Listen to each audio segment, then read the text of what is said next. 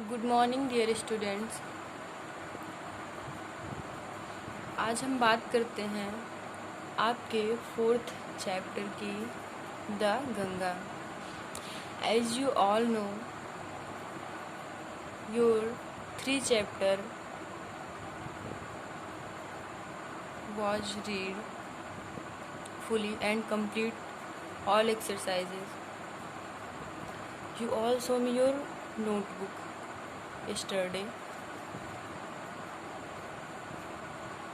and ask any doubt if you have in 3 lessons in your problem solution class on GeoMeet app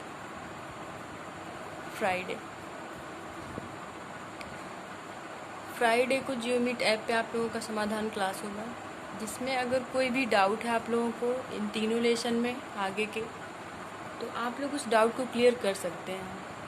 ठीक है, लेकिन अभी हम लोग पढ़ते हैं आपके 4th chapter the Ganga. Ganga के बारे में तो हम सभी लोग जानते हैं। आप लोग देखे ही हैं कि आपके अभी 26 जनवरी के दिन बहुत प्रोग्राम हुआ है जिस देश में गंगा रहता है तो गंगा मतलब हमारी नदी है और बहुत ही पवित्र नदी है, जिसमें कहते हैं कि नहा लेने से हमारे मन के सारे पाप धुल जाते हैं। वेदों पुराणों में बहुत ही इसका वो है, बहुत ही धार्मिक है ये स्थल। तो इसके बारे में हम लोग आज पढ़ते हैं कि पंडित नेहरू के शब्दों में ये क्या है। पंडित नेहरू ने इसको क्या कहा है कि इसका महत्व इनके लिए किस प्रकार से है, क्या समझते हैं ये गंगा नदी को, किस तरह से ये इनके धर्म में कर्म में जुड़ा हुआ है, कितनी मान्यता देते हैं ये, इनकी सोच किस तरह से, उसके बारे में इनके शब्दों में हम गंगा नदी के महत्व का वर्णन करते हैं। तो देखते हैं इनके लाइफ की एक झलक जो इनके एक टेस्टामेंट में लिखा हुआ है। क्या कह रहे हैं? आई have received so much love and affection from the 1 minute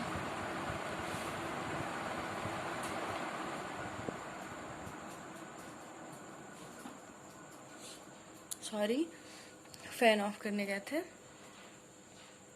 क्योंकि आवाज़ आप लोगों को ज़्यादा हो जाती है, इस वजह से आप लोग सही से सुन नहीं पाते हैं वॉइस को, तो इसीलिए मैंने फ़ैन को ऑफ किया है। I have received so much love and affection from the Indian people that nothing that I to do can repay even a small fraction of it, and indeed there can be no repayment of so precious a thing as affection. Pandit Nehru कह रहे हैं, I have received so much love and affection from the Indian people.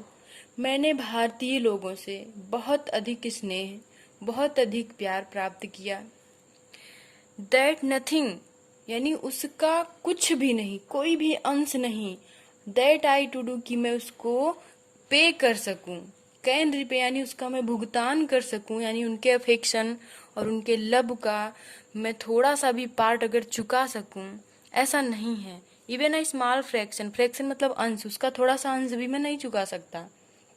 And Indeed और वास्तव में, there can be no repayment of so precious a thing as affection, वास्तव में इसका कोई भुगतान बना ही नहीं है। इतनी महत्वपूर्ण चीज अफेक्शन का, लव का, यहाँ पर कोई भी रिपेमेंट है ही नहीं कि उसका भुगतान कर सके। कोई हमें स्नेह देता है, कोई हमें प्रेम देता है, कोई हमें सम्मान देता है, इज्जत देता है, तो इसके लिए कोई कुछ बना ही नहीं है कि हम इसका भुगतान कर सके, ऐसा पंडित नेहरू कह रहे हैं। और ये श्योर भी है, वास्तव में ये बात हकीकत है कि अगर हमें कोई स्नेह दे रहा है, प्रेम दे रहा है, सम्मान दे रहा है, तो हम उसका पेमेंट नहीं कर सकते हैं, उसका भुगतान हम नहीं कर सकते हैं, क्योंकि ये बहुत ही बहुमूल्य होता है और ये किसी सम्मानित व्यक्ति के ही द्वारा हमें प्राप्त भी होता है। मेनी हैव बीन एडमायर्ड, बहुत लोगों ने मेरी प्रशंसा की। सम हैव बीन रिवार्डेड, बहुत लोगों ने मुझे पुरस्कृत भी किया। But the affection of all classes of the Indian people has come to me in such abundant measurement that I have been overwhelmed by it। इन्होंने कहा, बहुत लोगों ने तो मेरी प्रशंसा की और कुछ ने मुझे रिवार्ड भी दिया, पुरस्कार भी दिया, लेकिन जो स्नेह मैंने भारत के हर प्रजाति के लोगों से, हर क्लास के लोगों से प्राप्त किया, यानी वो चाहे छोटे हों, चाहे बड़े क्लास के हों, चाहे गरीब हों, चाहे धनवान हों, जो स्नेह मैंने उनसे प्राप्त किया, और वास्तव में वो बहुत ही प्रचुर मात्रा में था। अबाउंडेंट मतलब प्रचुर मात्रा में, मीजर मतलब उसका माप, यानी बहुत ही प्रचुर मात्रा में था, यानी मेरे लिए इतना पर्याप्त था कि मैं उससे बहुत ही अभिभूत हूँ, यानी मैं उसका बहुत ही कृतज्ञ हूँ। वो दिल से, तहे दिल से इस बात के लिए बहुत ही शुक्रिया अदा करते हैं, थैंक्स करते हैं इंडिया के लोगों को। I can only express the hope, मैं केवल आशा व्यक्त कर सकता हूँ, that in the remaining years I may live, I shall not be unworthy of my people and their affection। और मैं ऐसा आशा भी करता हूँ कि मेरे जितने भी उम्र अभी बची हुई है शेष, इसमें मैं उन लोगों के साथ जो भी जीऊंगा, जो अपनी जिंदगी भारत के लोगों के साथ, I shall not be unworthy of my people and their affection, और मैं उनके लिए अयोग्य ना हूँ, उनका इसने ऐसा कोई भी दिन ना आए कि उनके दिल में मेरे लिए कोई द्वेष या गलत भावना हो। मैं ऐसा कुछ भी नहीं करना चाहता हूँ और उनसे मुझे सदैव स्नेह ही प्राप्त हो। To my innumerable comrades and colleagues I owe an even deeper depth of gratitude. उन्होंने क्या कहा कि मेरे असंख्य, इनम्बरेबल मतलब असंख्य कॉमरेड्स यानी साथी हैं, कॉलेजियू मतलब सहकर्मी जो हमारे साथ काम करते हैं, मैं उन लोगों का बहुत ही ऋणी हूँ और उनकी इस सेवा भाव का, इस कृतज्ञता का मैं क्या बहुत ही अधिक क्या हूँ, कर्जदार हूँ, यानी मैं उनका ऋण नहीं चुका सकता, मैं इतना कर्जदार हूँ उनका। We have been joint partners in great undertaking. हमने बहुत बड़े बड़े लोगों के साथ मिल करके, अंडरटेकिंग मतलब कोई भी उद्योग कार्य, कुछ भी जो काम धंधा किया, and have shared the triumph and sorrows with certainly a company with them. हमने उन सभी की, कंपनी मतलब साथ साथ, हमने साथ साथ उनके साथ सफलता भी प्राप्त की और असफलता भी प्राप्त की, यानी दुख भी झेला और विजय का भी हमने आनंद लिया उन लोगों के साथ, अपने पार्टनर्स के साथ जो हमारे सहभागी रहे हमारे अच्छे अच्छे कामों में, या बड़ी बड़ी जो भी हम काम करते थे, कामकाज हम लोगों का रहता था उसमें, उद्योग धंधों में। When I die, जब मैं मरूं, I should like my body to be cremated। मैं चाहता हूं कि मेरी शरीर का दाह संस्कार हो, यानी जब मैं मरूं तो मैं चाहता हूं कि जो मेरे शरीर का अंतिम संस्कार हो, कैसा हो, उनकी कुछ इच्छा है। इफ आई डाई, उन्होंने क्या कहा कि अगर मैं मर जाऊं इन अ फॉरेन कंट्री, किसी विदेश में, यानी अपने देश में ना मर के अगर मैं विदेश में मरता हूँ, my body should be cremated there, तो मेरी शरीर का दाह संस्कार वहीं कर दिया जाए। क्रिमेटेड मतलब दाह संस्कार, अंतिम संस्कार वहीं कर दिया जाए जहां पे मेरी मृत्यु हो। And my ashes send to Allahabad, और मेरी राख को, एसेज मतलब राख को इलाहाबाद भेज दिया जाए। इलाहाबाद उनका जन्म स्थान है और जहाँ पे वो गंगा नदी से बहुत ही जुड़े हुए हैं। I small handful of these ashes, इसमें से एक छोटी मुट्ठी भर करके राख, should be thrown in the Ganga and the major portion of them disposed of in the manner indicated below.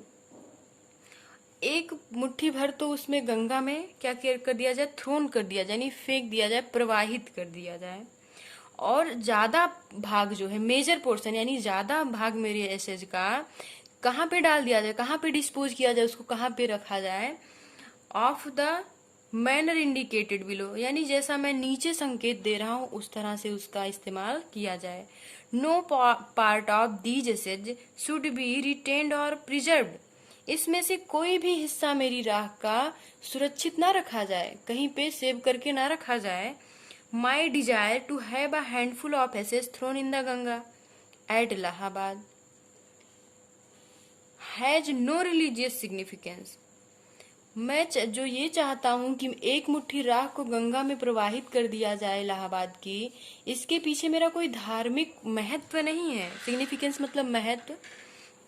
So far as I am concerned, ऐसा केवल इसलिए है कि मैं उसके विषय में सोचता हूँ, मैं उसके विषय में चिंतित हूँ, यानी उनसे, उस गंगा से उनका लगाव है। ऐसी कोई धार्मिक अवधारणा उनकी नहीं है इसके पीछे। I have no religious sentiment in the matter, मेरी ऐसी कोई धार्मिक विचारधारा नहीं है। सेंटिमेंट मतलब थॉट, विचार, सोच। कोई रिलीजियस मतलब धार्मिक, मेरी ऐसी कोई धार्मिक विचारधारा नहीं है इस मैटर में, इस तथ्य में कि मेरी राख को गंगा में प्रवाहित किया जाए। I have been attached to the Ganga, attach मतलब जुड़ा हुआ, मैं गंगा से जुड़ा हुआ हूँ। अटैच्ड यानी जुड़ा हुआ हूँ, अभी भी जुड़ा हुआ हूँ। And the Yamuna reverse in Allahabad ever since my childhood, बचपन से ही मैं गंगा और यमुना से जुड़ा हुआ हूँ। As I have grown older, और जैसे जैसे मैं बड़ा हुआ, ग्रोन ओल्डर मतलब जैसे जैसे मैं बड़ा होता गया। As I have grown older, और जैसे जैसे मैं बड़ा होता गया, this attachment has also grown, और ये हमारा लगाव गंगा और यमुना के साथ बढ़ता गया। I have watched their varying moods as the seasons changed and have often thought of the history, myth, tradition, song and story that have become attached to them through the long ages and become part of their flowing waters. As I have grown older, जैसे जैसे मैं बड़ा हुआ, गंगा और यमुना के साथ मेरा जो लगाव था वो भी बढ़ता गया। आई हैव वॉच्ड, मैंने देखा है इसके विभिन्न प्रकार की अवस्थाओं को, मूड्स मतलब अवस्थाएं। एज द सीजन्स चेंज, जिस तरह से मौसम बदला उसी तरह से इसकी अवस्थाएं भी बदली, यानी इसमें कभी पानी कम तो ज्यादा, ये सब मैंने सीजन के साथ वहां पे देखा।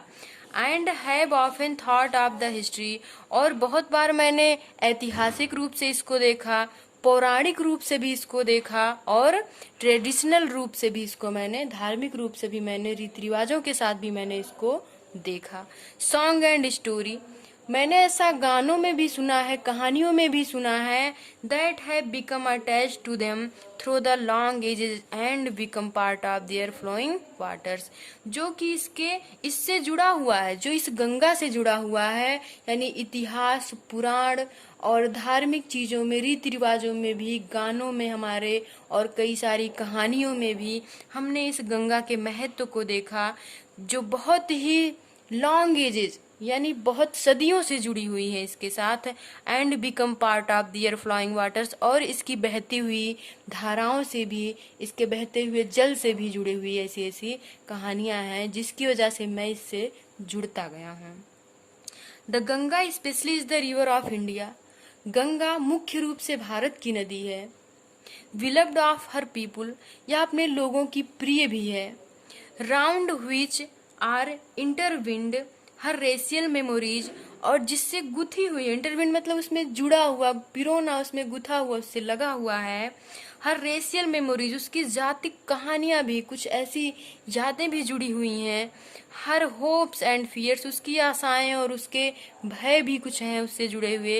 हर सॉन्ग्स एंड ट्रम्प, उसके गाने, विजय के भी गाने उससे जुड़े हुए हैं।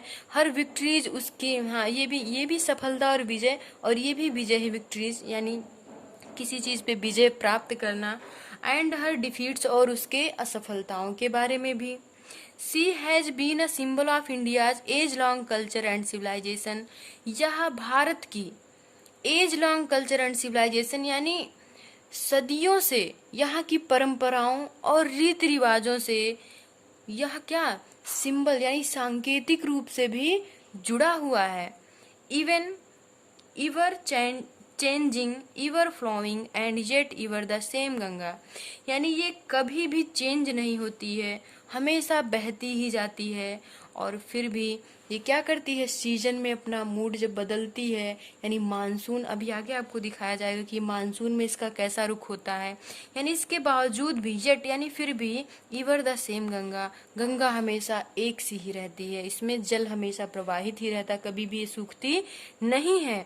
सी रिमाइंड्स मी, यह मुझे स्मरण कराती है, of the snow covered peaks, पर बर्फ से ढकी हुई चोटियों की, and the deep valleys of the Himalayas, और हिमालय के गहरी घाटियों की।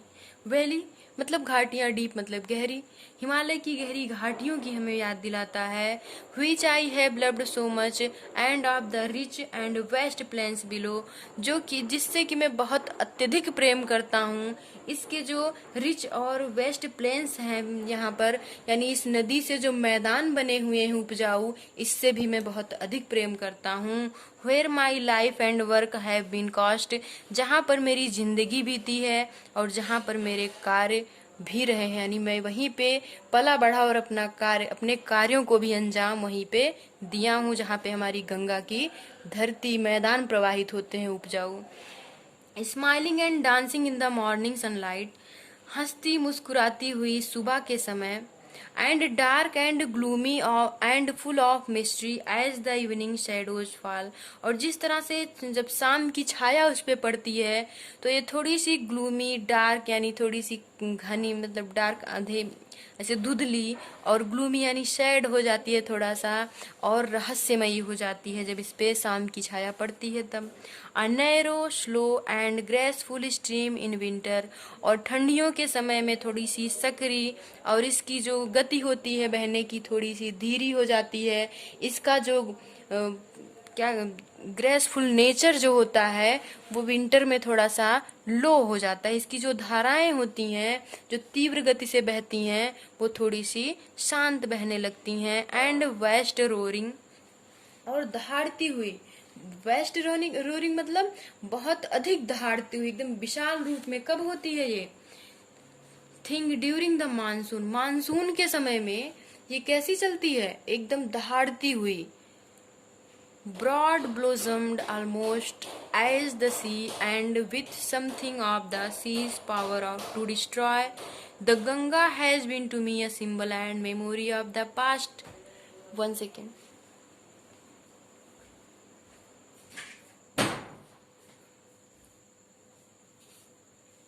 Sorry. तो क्या कह रहे हैं पंडित जवाहरलाल नेहरू कि मानसून के समय में एक विशाल रूप में बहती हुई चलती है। आप लोग देखते होंगे कि पूरी एकदम, कहते हैं ना कि एकदम बहुत बढ़ गई है नदी, और ठंडियों में कहते हैं सूख गई है। तो इसी को मतलब बहती हुई एकदम झरझर की आवाज, उसके झरने जैसी उसकी पानी की आवाज चलती है, ऊपर ऊपर लहरें उठती हैं।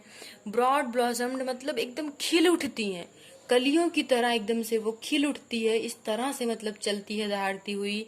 Almost as the sea and with something of the sea's power to destroy, और ऐसी हो जाती है कि वो मतलब बहुत ज्यादा जब उसका विकराल रूप हो जाता है तो कभी कभी आप लोग देखते हैं कि कहीं कहीं बाढ़ भी आ जाती है, तो उसकी जो शक्ति होती है वो कुछ डिस्ट्रॉय करने की भी हो जाती है, यानी कुछ बर्बाद करने की भी, कुछ विध्वंसकारी भी उसकी स्थिति हो जाती है कभी कभी।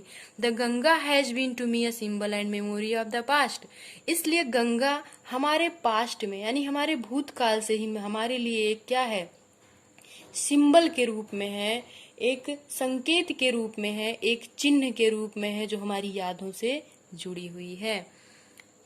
Past of India, running into the present and flowing on to the great ocean of the future, यानी ये मुझसे मेरे प्रेजेंट में चलती हुई, दौड़ती हुई, और एक ग्रेट ओशियन की तरह, एक महासागर की तरह हमारे फ्यूचर में भी प्रवाहित होती रहे, ऐसा उसका क्या है, उसके लिए विश है, ऐसी गॉड की, ऐसी पंडित जवाहरलाल नेहरू की गॉड से इच्छा है। The major portion of my essays, कह रहा है कि एक बहुत अधिक, बहुत बड़ा भाग, मेजर पोर्शन, पोर्शन मतलब हिस्सा, मेजर मतलब अधिक, ज्यादा, तो एक भारी मात्रा में जो हमारे एसेज का हिस्सा हो, शुड उसको क्या किया जाए, however be disposed of otherwise, उसको कहीं और नहीं रखा जाए, कहीं और नहीं डाला जाए, क्या किया जाए उसका, आई want these to be carried high up into the air, मैं चाहता हूं कि इसको बहुत ऊपर ले जाया जाए, हवाई जहाज के माध्यम से इसको ऊपर ले जाया जाए, मेरे एसेज को, हाँ, इनटू द एयर यानी हवा में उसको ले जाया जाए बहुत ऊपर, इन द एरोप्लेन, किस में रख करके, एरोप्लेन में रख करके, जहाज में रख करके ले जाया जाए, and scattered from that height, और वहीं से इसको क्या किया जाए, बिखेरा जाए, स्कैटर्ड मतलब वहीं से इसको बिखेरा जाए, the over the fields where the peasants of India toil, जहां पर हमारे पीजेंट्स लोग यानी किसान लोग टॉयल करते हैं, परिश्रम करते हैं, उनके खेतों में, उनके फील्ड में, उनकी खेतों में इसको क्या किया जाए, बिखेर दिया जाए, सो दैट, ताकि they might mingle with the dust, mingle मतलब मिल जाना, वे उस डस्ट के साथ, उस धूल के साथ उसमें मिल जाएं, एंड सॉइल ऑफ इंडिया, और इन भारत की मिट्टी में वो मिल जाए, मेरे राख का एक एक कण, and become an unidentified part of India, और इस तरह से यानी वो क्या हो जाए, जिसको हम कभी आइडेंटिफाई करते हैं वो अनआइडेंटिफाई हो जाए, यानी ऐसा लगे ही ना कि उसका कोई उसमें परिचय है, वो उसी के साथ ही सम्मिलित हो जाए, यानी मेरी राख को इंडिया की मिट्टी के रूप में मान लिया जाए। आई हैव रिटन दिस, अब देखिए कि ये टेस्टामेंट वो लिखे कहाँ पे, आई हैव रिटन दिस, मैंने इसको लिखा है किसमें, and testament in new Delhi, new Delhi के एक टेस्टामेंट में, एक वसीयतनामे में, जहाँ पे लोग अपनी, जैसे बाद में कुछ ऐसा होता है, कोई इच्छा होती है तो उसको लिख देते हैं, तो उसमें उन्होंने इसको लिखा है, on the 21st day of June in the year 1954, यानी इन्होंने इसको 1954 में लिखा है, यानी 1954 में, और टाइम कब था, 21st डे, यानी 21 तारीख को, जून की 21 तारीख को 1954 में इन्होंने इसको न्यू दिल्ली के एक टेस्टामेंट में अपनी इस विश को इन्होंने लिखा था। तो ऐसे हैं हमारे पंडित जवाहरलाल नेहरू, जिनकी विश के बारे में हमने अभी पढ़ा। आई होप कि आप लोगों को ये लेसन अच्छा लगा होगा, और जहाँ कहीं भी कोई भी मिस्टेक हो आप हमसे अनडाउटेडली पूछिए, इसमें कोई भी संदेह करने की, कोई भी झिझक करने की कोई ज़रूरत नहीं है। अगर आप लोगों को वीडियो थोड़ा सा क्लियर ना हो, क्योंकि मैं रात में बना रही हूँ, तो इसको आप लोग अपनी बुक को सामने रख के देखिए, और अगर एकदम भी क्लियर नहीं होता है तो हमें